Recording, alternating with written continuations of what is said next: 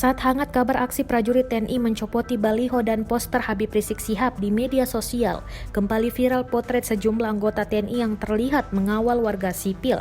Di antaranya foto-foto anggota TNI yang sedang mengawal pasangan Elina Magdalena Djorg dan RM Gusti Ega Putrawan.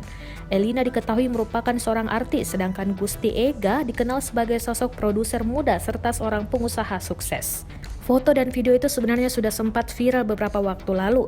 Dalam sebuah foto yang beredar, kebersamaan keduanya kerap dikawal oleh anggota TNI. Elina dan Ega duduk di sebuah kursi mewah, sedangkan di kanan kirinya terlihat dua prajurit TNI. Foto itu membuat kesan bagi warganet bahwa keberadaan Elina dan Ega sedang dijaga oleh prajurit TNI. Di foto lainnya, Gusti Ega dan Elina terlihat sedang berpose bersama mobil Alphard.